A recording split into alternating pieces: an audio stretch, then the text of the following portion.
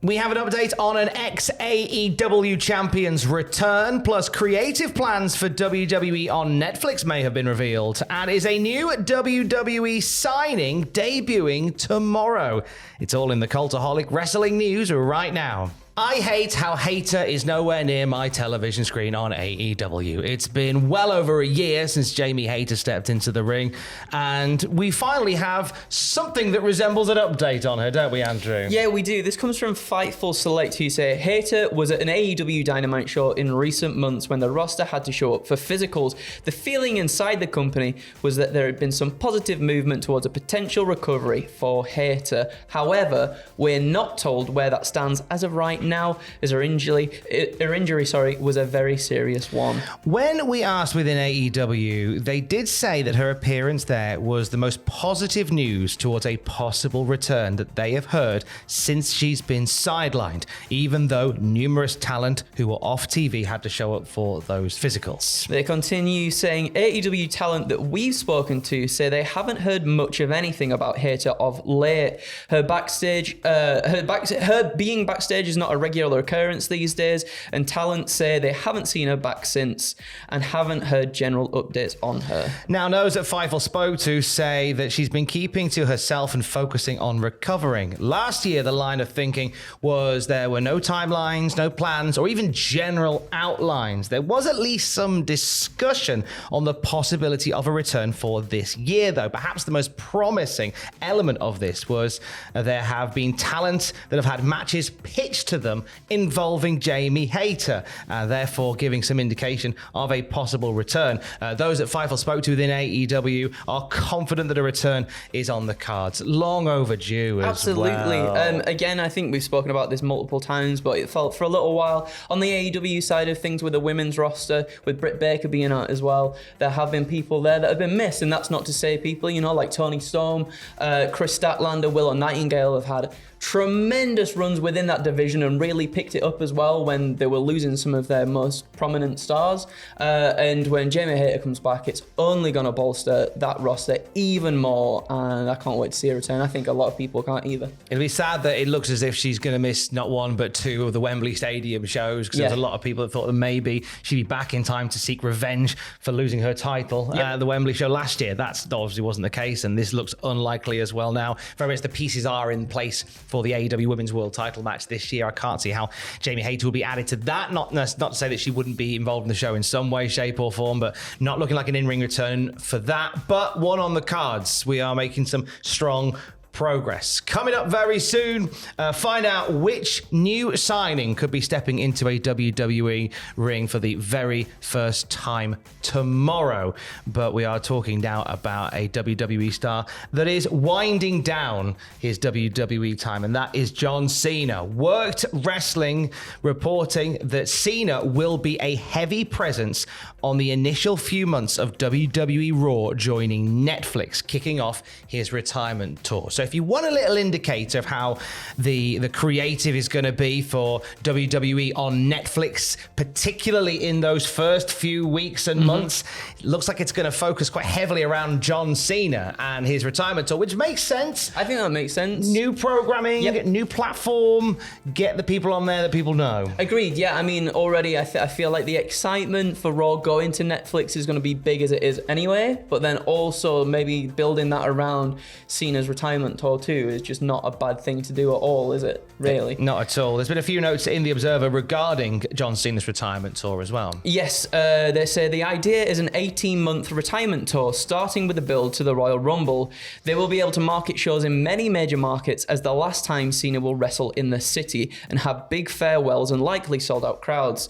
There are different names who have been talked about, but we're told nothing is for sure as far as opponents, and he's discussing who he would like to work with. There is a tentative schedule, including major arenas and overseas dates. I think the overseas ones are going to do big numbers. Absolutely. He's a draw across the world, and whenever he turns up somewhere, I think it'll do big numbers if you put John Cena on the marquee, particularly in the next 18 months or so.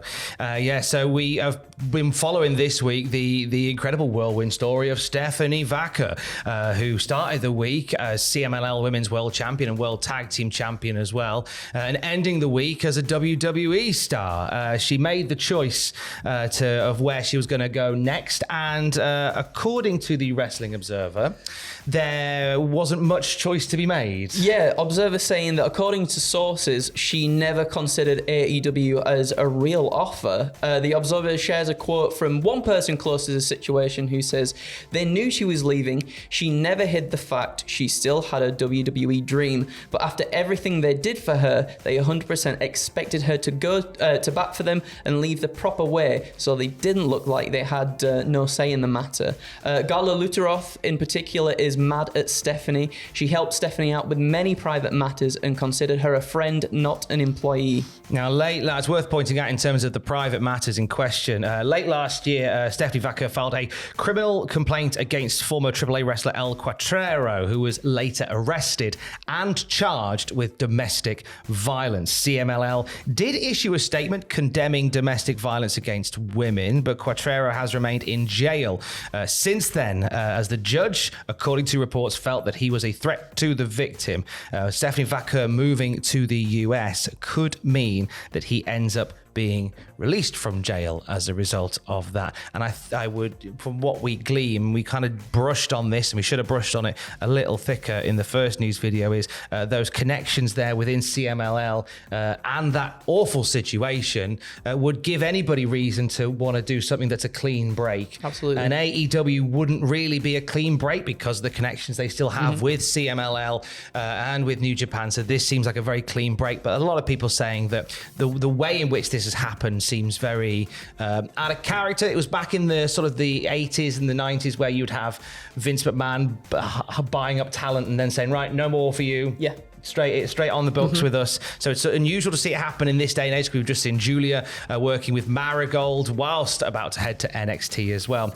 There was another statement from a source close to CMLL that says CMLL has never held back its talent from taking bigger money international offers, as long as they leave with doing the right business on the way out. They would rather they do farewell matches, and that seemed to be the plan. It seemed to be that we would see Stephanie Vaca lose the women's title and the women's tag team titles during this summer tour on the way out. That doesn't seem like that is going to be the case at all. Now, a reason why these dates may have been shut down completely is due to something that is being reported by numerous sources today, including the Observer. Yes, who say the belief is that WWE will introduce Vaca to the crowd in Mexico City on the 13th of July for the show at the Arena Ciudad. She would likely start in NXT. So literally tomorrow, she could very well be debuting for WWE, which is crazy. Whether that means, I don't think it'll mean she'll be wrestling. I can't see them booking her in a match. I think it might be a case of bringing her out for the crowd and going, look who we've got. And I think with this Mexico City show happening so soon now, with this big show happening, I would wonder whether that has played a factor into the speed in which this has been expedited. Very well, absolutely. Yeah. If you've got this golden opportunity here to present this standout talent as yours, in this fantastic stadium, in this fantastic venue. Of course, yeah. And so soon after just all this buzz has been about her, she's been at Forbidden Door, she dropped the title there, and just this whole week it feels like we've been talking about nothing but Stephanie as well. So why not just capitalize on that and make it an even bigger deal? Sure. We could be talking more about Stephanie tomorrow, because it'll be Fraser and Sam doing that if that is the case. But for the latest wrestling news across the weekend, you can check out cultaholic.com. Keys. Love you, bye.